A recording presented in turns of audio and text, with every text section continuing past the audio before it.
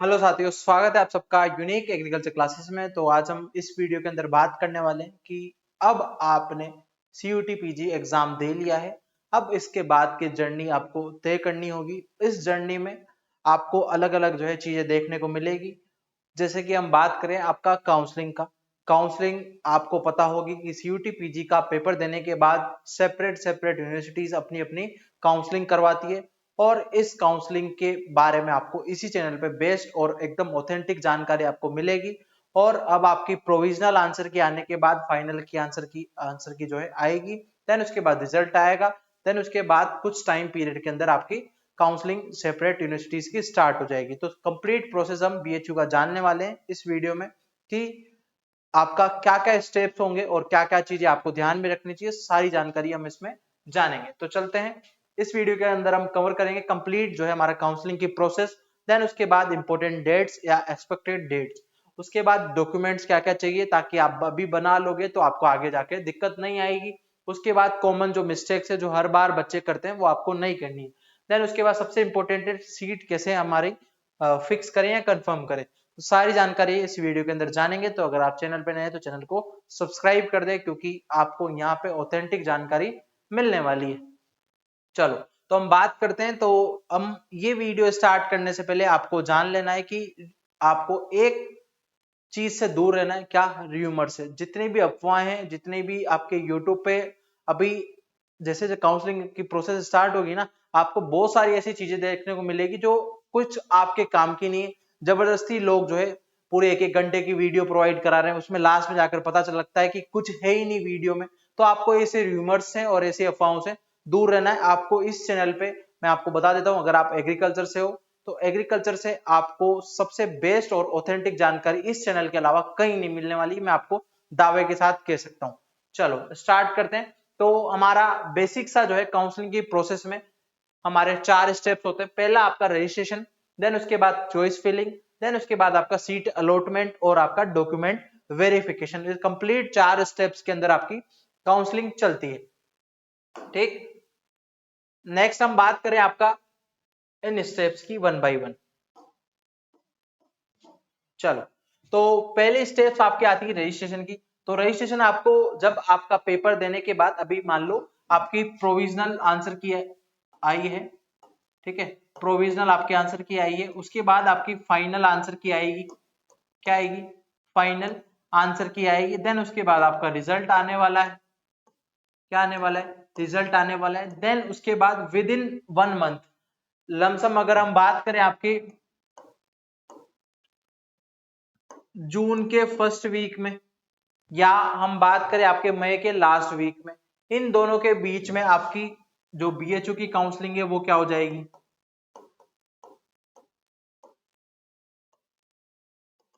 Counselling आपकी start हो जाएगी BHU PG की। ठीक है, इसको BHU PG काउंसलिंग के नाम से जानते हैं, जान लो। देन उसके बाद आप अब आपका एक BHU की सेपरेट जो है पोर्टल या वेबसाइट जो है बनेगा, उसमें आपको रजिस्ट्रेशन पे क्लिक करना होगा। ठीक है, जब भी स्टार्ट होगा फिर भी मैं बता दूंगा, अभी मोटा मोटा जान लो कि होता क्या है, करना क्या है। ठीक, तो रजिस्ट्रेशन आपको करना होगा। रजिस्ट्रेशन में आपको क्या क्या चाहिए? आपके जो NTA के CUT के एप्लीकेशन नंबर है वो चाहिए। देन उसके बाद आप उसमें कंप्लीट जो है डिटेल डालोगे। आपका सारा जो है वहां पे नाम वगैरह सारी चीजें आपका फिल करने के बाद बेसिक जो डिटेल है तो आपको फिल कर देनी है। देन उसके बाद आता है आपका सेकंड स्टेप। सेकंड स्टेप आती है चॉइस फिलिंग की। अब आप अगर एग्रीकल्चर से हो तो आपको मैं बता देता हूं, जो आपका एग्रीकल्चर साइंसेस वाला कोड है, एग्रीकल्चर साइंसेस वाला जो कोड है उससे आप BHU में एडमिशन ले सकते हो। ओनली ऑन एक कोड है जो आपका, जिसमें अभी आपको MSc एग्रीकल्चर में एडमिशन लेना है तो आपका एक कोड है SCQP01। क्या है? SCQP01। इस कोड से आप BHU में आपके MSc एग्रीकल्चर एंट्रेंस से या आप सीट पक्की कर सकते हो। अब उसके अंदर डिफरेंट ब्रांचेस आती है। जैसे मैं बात करूं, आप एग्रोनॉमी में लेना चाहते हैं, हॉर्टिकल्चर में लेना चाहते हैं, और अगर हम बात करें एंटोमोलॉजी, ब्रीडिंग और आपका soil science, entomology, extension, economics, pathology, इन सारी में आप इसी कोड के थ्रू जो है एडमिशन ले सकते हैं। और अब आपको एक और ट्विस्ट की बात बता दूं, जो बच्चे हॉर्टिकल्चर में एडमिशन लेना चाहते हैं MSc हॉर्टिकल्चर में, तो आप क्या करोगे, जो SCQB01 कोड है इसके बेसिस पे BHU में दो आपके फॉर्म फिल होते हैं, एक तो आपका एग्रीकल्चर का नाम से फिल होता है, एक हॉर्टिकल्चर के नाम से फिल होता है। जब आप जो फॉर्म फिल करेंगे रजिस्ट्रेशन, उस टाइम पे आपको एक तो एग्रीकल्चर का अलग से करना होगा रजिस्ट्रेशन और आपका हॉर्टिकल्चर का अलग से करना होगा। देन उसके बाद एग्रीकल्चर में आपको हॉर्टिकल्चर को स्किप कर दें तो उसके अलावा जितने भी ब्रांचेस मैंने बताई उसमें आपको एडमिशन मिलेगा। उसके बाद हॉर्टिकल्चर की अगर हम बात करें तो आपका एक तो वेजिटेबल साइंस होता है, एक आपका फ्लोरिकल्चर होता है, एक होता है आपका फ्रूट साइंस। ठीक है, ये तीन ब्रांचेस है हॉर्टिकल्चर में, इनकी सेपरेट काउंसलिंग होती है BHU की इसी कोड के बेसिस पे। समझ में आ गया? चलो आगे बात करते हैं चॉइस फिलिंग का मामला। चॉइस फिलिंग में आपको कैसे करना है, जैसे मान लो आपको चाहिए हॉर्टिकल्चर, ठीक, हॉर्टिकल्चर चाहिए तो आप हॉर्टिकल्चर वाली काउंसलिंग में पहले फ्रूट साइंस मान लो आपको चाहिए तो फ्रूट साइंस पहले फिल कर लोगे, उसकी नॉर्मल, देन उसके बाद पेमेंट। अगर आपको सीट पक्की चाहिए, पहले आपको मान लो पैसों की दिक्कत है तो आप पहले नॉर्मल नॉर्मल जितनी भी डिपार्टमेंट की सीट्स है उनको प्रेफरेंस देकर बढ़ सकते हो, देन उसके बाद पेमेंट लगा देना। देन उसके बाद एग्रीकल्चर की बात करें तो आपका जैसे मान लो एग्रोनॉमी आपको चाहिए से किसी भी हालत में, चाहे वो पेमेंट में मिले चाहे नॉर्मल में मिले, तो आप क्या कर दोगे, पहले नॉर्मल डाल दोगे आपके चॉइस फिलिंग, उसके बाद आप क्या डाल दोगे, पेमेंट एग्रोनॉमी का डाल दोगे। देन उसके बाद आते हैं दूसरी ब्रांच की सोयल साइंस, मान लो आपको सोयल साइंस में दोनों में कुछ चाहिए तो आप पहले सोयल साइंस डाल दोगे, या फिर आप ऐसे भी कर सकते हो जैसे मान लो 5 मेजर सब्जेक्ट आपको नॉर्मल चाहिए तो आप नॉर्मल पहले फिल कर दो, उन्हीं की 5 पेमेंट डाल दो। इस तरीके से आप आपकी चॉइस फिलिंग कर सकते हो। जब भी काउंसलिंग स्टार्ट होगी मैं आपको one by one step by step बताऊंगा चॉइस फिलिंग कैसे करनी है। चलो उसके बाद सीट अलॉटमेंट, देन उसके बाद विद इन 15 टू 1 मंथ के आसपास, 15 डेज या 30 डेज के आसपास उनके बीच में आपका इसका काउंसलिंग का रिजल्ट आता है। रिजल्ट आने के बाद आपको पूरी लिस्ट शो होगी, कितनी कट ऑफ गई किस ब्रांच की, वो सारी चीजें आपको शो होती है। ठीक, तो उसके बाद सीट अलॉटमेंट आपको अलग अलग राउंड चलते हैं। मोस्ट ऑफ अगर हम राउंड्स की बात करें तो स्टेप 3 में आपके सीट अलॉटमेंट के 1 से 5 राउंड के बीच में आपको मेजर मेजर अगर आपका जो है सीट अलॉटमेंट है इनके बीच में आ गया तो ठीक है, वरना आपके जो सीट्स इतनी ज्यादा है ही नहीं तो राउंड्स कहां से चलेंगे। सीट्स अगर ज्यादा होती तो अपन राउंड्स की ज्यादा कह सकते थे। लमसम आपके 4 से 5 राउंड चलते हैं और उन राउंड्स के बाद आपको फिर डीवी के लिए डॉक्यूमेंट वेरिफिकेशन के लिए बुलाया जाता है। डॉक्यूमेंट वेरिफिकेशन में आपको सारे डॉक्यूमेंट्स को लेकर आपके जो सीट अलॉटमेंट है उसका लेटर लेके सारे डॉक्यूमेंट्स आपको मैं बता दूंगा, उस डॉक्यूमेंट्स को लेकर आपको BHU जाना होगा। ठीक, देन नेक्स्ट, ये आपके सिंपल सा प्रोसेस। अब जो है आपको जो स्टूडेंट गलती करते हैं वो आपको नहीं करनी है। क्या क्या, पहला तो कि चॉइस फिलिंग जो बच्चे करते हैं वो बिना किसी रिसर्च के या बिना किसी सीनियर से या हमारी तरह जो गाइडर है मेंटोर है उनसे बिना पूछे फिल कर देते हैं, फिर बाद में याद आता है कि अरे यार पूछ के कर लेना चाहिए था तो ये भी मिल सकता था। तो आप जो हम बताएं वही आपको फिल करनी है, ज्यादा आपको एक्स्ट्रा किसी की बातों में नहीं आना है। ठीक, तो आपको चॉइस फिलिंग जो है रिसर्च करके ही बनना है। उसके बाद आपको जो है अब एक समस्या है कि बच्चों को टाइम टू टाइम अपडेट नहीं मिल पाता है, तो आपको यहाँ पे तो मिल ही जाएगा। फिर भी आप आपका जो पोर्टल है, जैसे मान लो सबका शेड्यूल होगा, ठीक है, कि इस टाइम पे आपके ये फर्स्ट राउंड आएगा, इस टाइम पे सेकंड राउंड आएगा, तो जैसे मान लो आपका फर्स्ट राउंड आया, क्या आया, फर्स्ट राउंड आया। अब फर्स्ट राउंड के बाद आपको कुछ प्रोसेस करनी होती है। अगर मान लो आपको सीट मिल गई तो सीट या तो आप अपग्रेड करेंगे, अपग्रेड का मतलब आपको उसके ऊपर वाली प्रेफरेंस चाहिए तो आप क्या लगा दोगे, अपग्रेड उसका लगा दोगे, या फिर आप जो सीट मिली उससे सहमत है तो आप उसको क्या कर लोगे, फ्रीज या एक्सेप्ट कर लोगे। क्या कर लोगे, फ्रीज या एक्सेप्ट उसको कर लोगे। उसके बाद आपको जो है सारे डॉक्यूमेंट्स तैयार करके रखने में एक मोटा मोटा आइडिया दे देता हूं।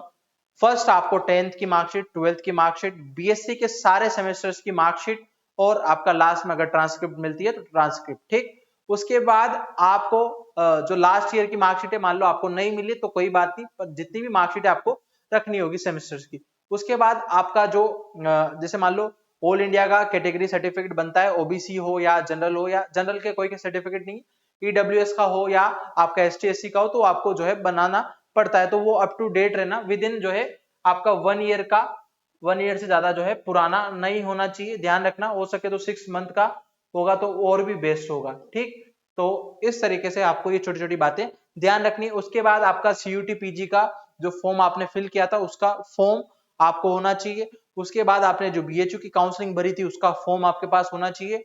देन उसके बाद आपको सीट मिली है उसका एक्सेप्टेंस लेटर आपके पास होना चाहिए। तो ये बेसिक सी डिटेल्स थी। उसके बाद आपको जो प्रेफरेंस लॉक करने के वाला सिस्टम है वो आपको जरूर देख लेना है। प्रेफरेंस बनने के बाद उसको लॉक जरूर कर देना। देन उसके बाद आपको जो है सिर्फ एक ही कोर्स सेलेक्ट करना। जैसे मान लो कुछ बच्चे जो है और ज्यादा स्मार्ट होते हैं कि नहीं भैया कि हमारा तो श्योर है, तो भैया आपको ऑप्शन मिल रहा है। जैसे मान लो हॉर्टिकल्चर की अलग से हो रही है तो उसका भी करा दो, इसी कोर्स से तो हो रहा है, ज्यादा पैसे आपके 300 और एक्स्ट्रा लग रहे हैं और इससे ज्यादा क्या होगा। तो आप दोनों में जो है काउंसलिंग का फॉर्म फिल करेंगे।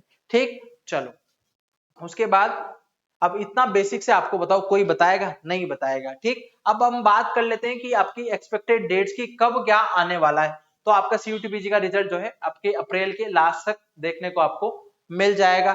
देन उसके बाद अगर हम बात करें बीएचयू का रजिस्ट्रेशन तो आपका मई का फर्स्ट वीक या जून का फर्स्ट वीक, सॉरी मई का लास्ट वीक या जून का फर्स्ट वीक तक आपको बीएचयू का रजिस्ट्रेशन देखने को मिल जाएगा।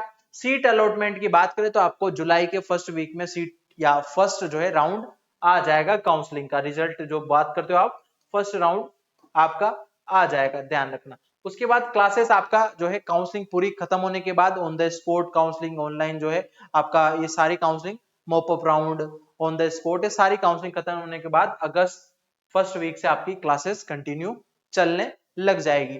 ठीक है, तो ये आपका एक्सपेक्टेड डेट्स थी। उसके बाद अगर हम बात करें कि आपको जितनी भी काउंसलिंग की क्वेरीज है क्या अपडेट्स है उनके लिए आपको हमने एक एक ट्विस्ट और एक सरप्राइज जो है प्रोवाइड किया है, व्हाट्सएप ग्रुप। ठीक है, ये कोड जो है आपको एक्सपायर भी हो सकता है, इस कोड्स को आप जो है भूल जाएं।